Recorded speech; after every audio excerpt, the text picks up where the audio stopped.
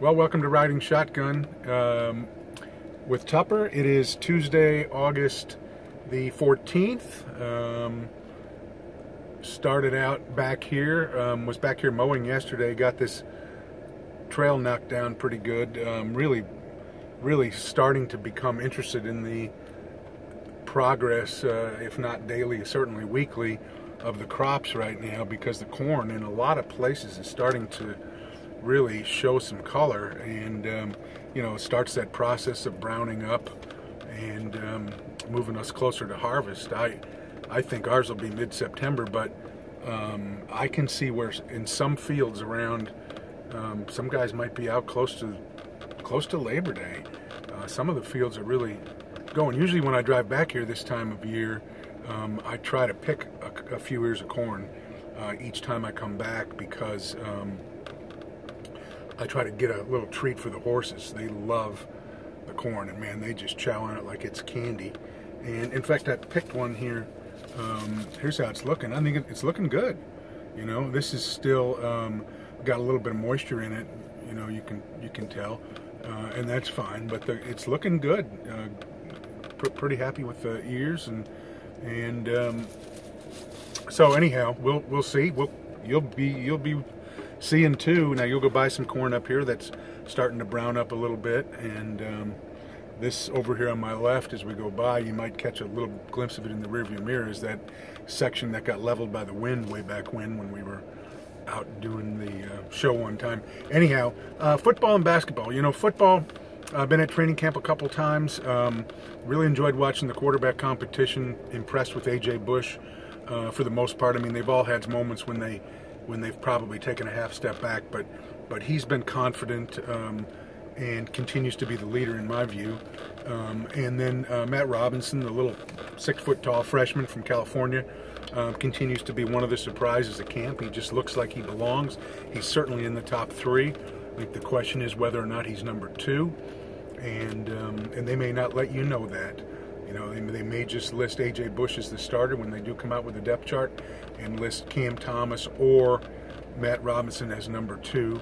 I think they jumbled up the offensive line a little bit, moved Cerny into the left tackle position, pushed Vidarian Lowe to the second team. Maybe that's just a little wake-up call for Vidarian to try to get him playing with a little more enthusiasm or something. They have done that kind of thing before. We will see.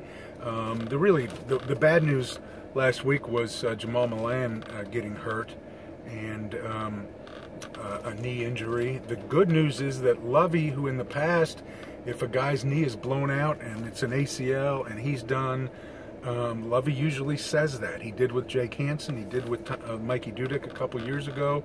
And he hasn't done that with Jamal Milan. He's wearing a big knee brace, but maybe there's some hope that he misses the first month of the season, or I don't know. It just looked awful when it happened, and he walked right by me when he came off the field, and he was either in tears or on the verge of tears. He just looked devastated, and it just felt like it was a significant knee injury.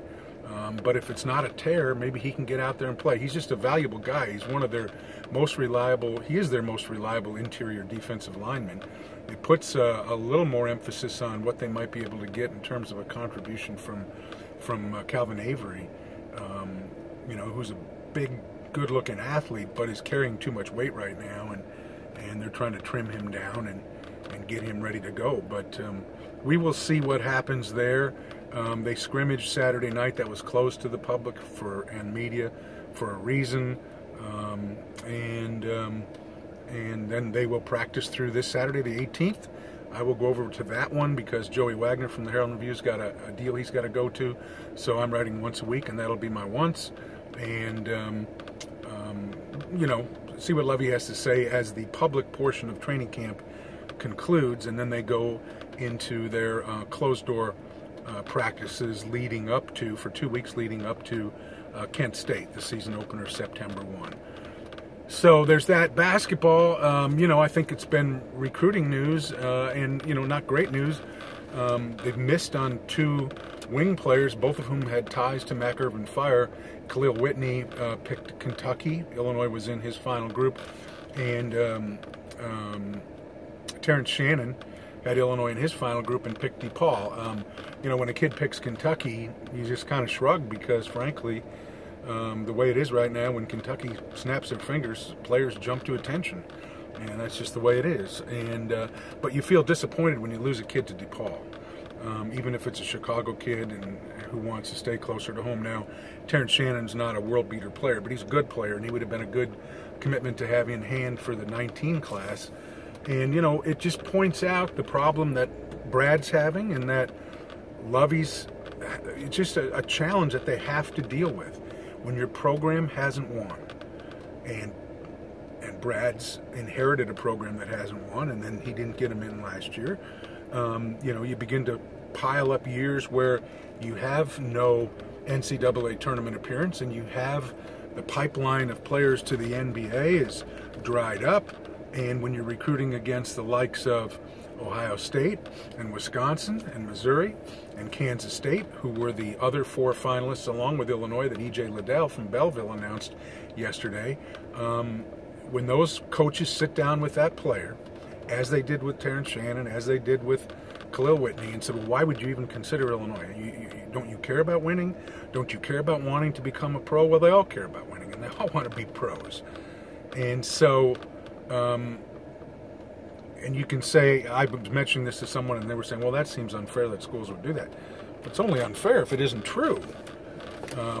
If it's true, then it's very fair, and that's what's going to happen.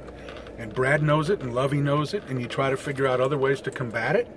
And Josh Whitman took that into consideration when he made these hires. What can he do to maybe help in the football recruiting thing? Well, you hire a guy that has an unusual pedigree, that really plays around here, a former head coach of the Chicago Bears with NFL success, who's been in a Super Bowl, and you hope that that can maybe chop that down a little bit. And in some occasions it certainly has. Regarding basketball, you pick a guy who has had a lot of success and whose style is sort of unique, and you hope that that can help you. And I thought Brad did a remarkable job and his staff assembling the current freshman staff, the current freshman class that's on campus right now. But that doesn't mean it's going to be easy on this next group. And what they really need, both teams I'm talking about now, you need some tangible evidence that what you're doing can work. You need to be able to show somebody something. You know, Lovey at some point needs to get in a bowl game. Brad needs to get back into the tournament. They both need to produce players that go to the NBA and NFL. And but in the meantime, it can be a struggle. And I know it's frustrating for fans, but what can they do? I mean, just keep plugging away. Bring up next. Next is E.J. Liddell. I think it'll be a tough get because of who they're going up against. Look at the success Ohio State's had. Look at the success Wisconsin's had. Bruce Weber says this is the most talent he's had coming back to a team since 2004-2005 when Illinois went to the Final Four. And, you know, so we'll see. They're in on other people. Kofi Cockburn is a really good big man, but Kentucky's also involved with him. And he's an East Coast kid, and UConn's involved with him. Drew Timme from Texas, might be a different situation there with him. He's a 6'9" kid, and Brad gave him his first scholarship offer, I believe, in 2016 when he was at Oklahoma State. They've got a long relationship. They really like one another. Maybe that could help Illinois make up some of this ground in conjunction with some winning on the court and some exciting things going on there. So it's tough. I know. And so in the case of Illinois basketball, you try to saturate the area with a lot of offers. You've got plans B, C, and D out there. You're looking at a number of kids in football. You're trying to swing for home runs, but you're also safeguarding yourself. The one thing in basketball I would really like to see them do, and I'm sure they're amenable to the idea, but you know, look at the number of Big Ten teams. I think of Wisconsin, I think of Purdue, I think of Iowa, who have come up with really good, probably slightly under the radar recruits. I mean, Wisconsin, you think of Frank Kaminsky, right? And who have really done a great job of evaluating those kids.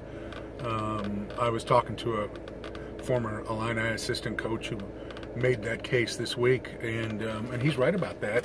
You know, you've got to get the right guy, but they don't all have to be 4-star, 5-star guys if you can find the right guy. And I'm sure they're looking at those people and trying to find that undervalued person who would really jump at an offer. And so, you know, we'll see where that all goes. It continues. It would be nice to have something in hand for the 19 class, and right now that isn't the case after these 2 misses here, but just keep your head down and go after it. I'll be over at football on Saturday for the final public scrimmage, and so I will be back here Tuesday with a little more football news, and as we move closer and closer to the season opener, we'll be less than 2 weeks away when I talk to you next Tuesday, and I'll give you an update on the corn too. Thanks, guys. Appreciate it a lot. Talk to you later. Bye-bye.